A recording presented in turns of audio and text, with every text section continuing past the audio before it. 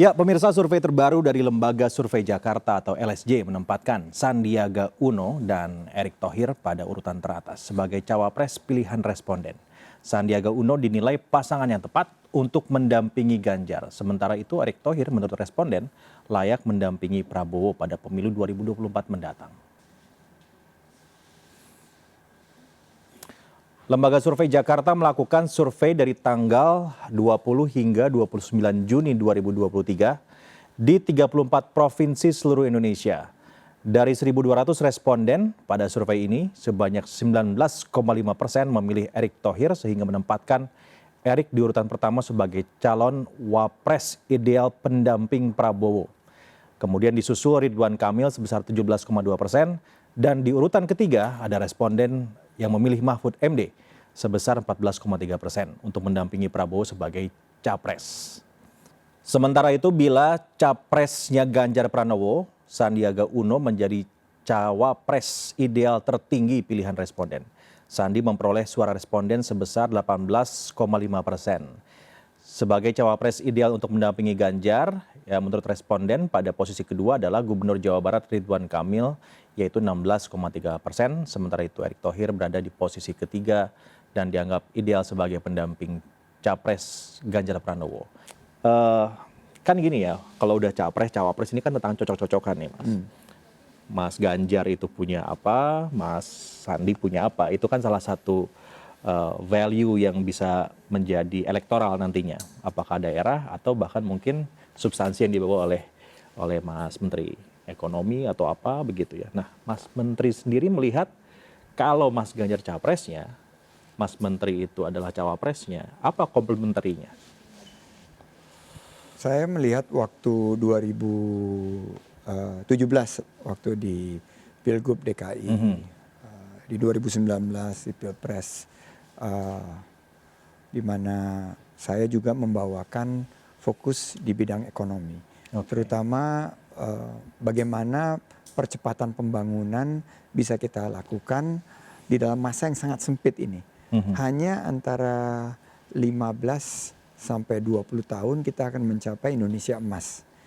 Di mana bonus demografi kita harus kita pastikan terkonversi menjadi pertambahan ekonomi.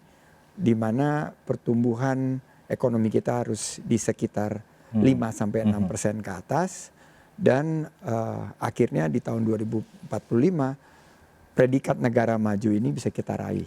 Negara dengan 4 besar ekonomi dunia ini membawa Indonesia menjadi negara maju.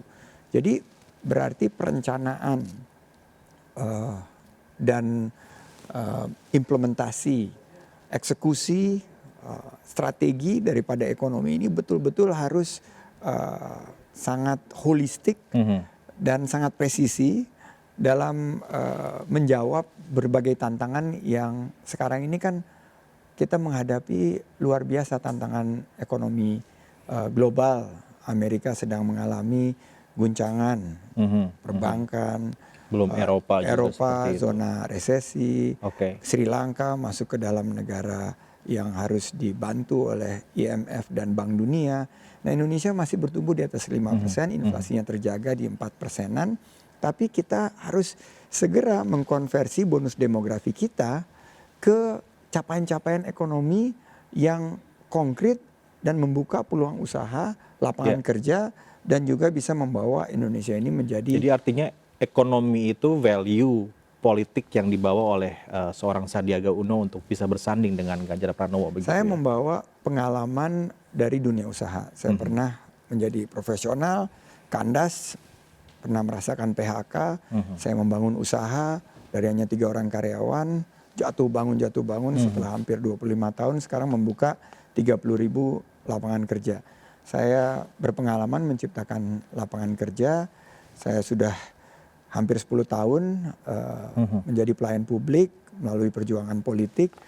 Disinilah menurut saya bahwa isu utama daripada pemilu di 2024 ini adalah isu bagaimana kita memfokuskan diri dalam pembangunan ekonomi sehingga target Indonesia maju itu bisa tercapai. Nah, sekarang elektabilitas sudah ada di survei. Substansi ekonomi Mas Sandi ahlinya gitu kan untuk menjadi cawapres nih. Tapi yang ujungnya ini katanya sih Mas, itu adalah restu dari Ibu Mega. Apakah sudah ada komunikasi ke sana?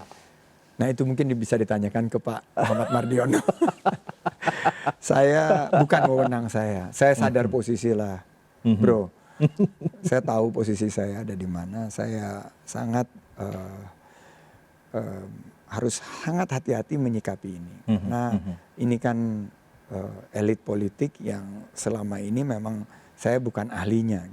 Saya ahli dalam mengeksekusi sebuah kebijakan, terutama di bidang ekonomi, dan pemisahan tugas di Rakernas kemarin jelas saya ditugaskan di Bapilu, sementara untuk penyiapan calon presiden dan calon wakil presiden itu ada di pimpinan partai politik dan sudah ditugaskan secara khusus Bapak Muhammad Mardiono. Tapi saya merasa bahwa tantangan untuk memberikan kinerja terbaik di Bapilu P3 ini harus betul-betul menjadi fokus saya ke depan. Dan saya nggak boleh terpecah fokus saya. Konsentrasi saya, apalagi kalau memikirkan ini dapat nggak ya, ini dapat nggak. Saya ikhlas. Saya yakin seperti saat itu diterima sebagai kader, saya langsung kan ada di iNews, perintah dari konspirasi Prabu, tampil di iNews, saya ditanya, bagaimana kalau akhirnya nggak dicalonkan? Prinsip kerja saya itu 4As, kerja keras, kerja cerdas, kerja tuntas, dan kerja ikhlas. Berikan yang terbaik, sisanya serahkan yang di atas. Jadi buat saya pada saat ini fokus kepada tugas-tugas ke depan adalah menjadi prioritas utama, dan saya yakin dan optimis bangsa kita akan melewati dan melalui 2024 ini dengan gemilang, dan kita bisa menuju Indonesia Emas. Jadi saya ulang lagi, kalaupun tidak dapat kursi itu ikhlas? Sangat ikhlas, karena waktu Pilgub DKI saya dicalonkan menjadi gubernur, akhirnya saya mundur menjadi calon wakil gubernur. Saya ingat ikhlas. Momen itu. Saya waktu di DKI ikhlas keluar dari kantor pemerintah provinsi untuk ikut mendampingi Pak Prabowo, dan setelah berjuang tentunya saya serahkan kepada yang di atas, karena kan semua atas kehendak Tuhan Yang Maha Kuasa. Tapi kalau misalnya jadi nih Mas Menteri, dan kemudian di sebelah sana juga jadi, nanti Mas Menteri itu akan berhubungan atau berkompetisinya, bahkan mungkin kalaupun bukan sebagai cawapres ya, katakanlah sebagai tim pemenangan begitu, akan melawan Prabowo Subianto begitu. Dan Erick Thohir. Ada Erick Thohir. Kan yang muncul kan GPSU, PSET ini sekarang nih munculnya. Teman sendiri loh, teman sendiri dan kan mantan. Udah pengalaman. 2019 kan juga berhadapan-hadapan. Oh iya benar ya. Jadi tenang aja, nantinya juga tapi kita kalau sama kan Prabowo bersahabat. kan beda nih. Oh enggak, Pak Prabowo itu sangat seorang negarawan. Dan kita memiliki keyakinan bahwa jika ini menyangkut kepada urusan bangsa dan negara, tidak ada ruang untuk baperan, tidak ada ruang untuk bawa persoalan pribadi mengenai hubungan kita antar pribadi, tapi justru apa yang terbaik yang kita bisa berikan, kontribusikan kepada NKRI.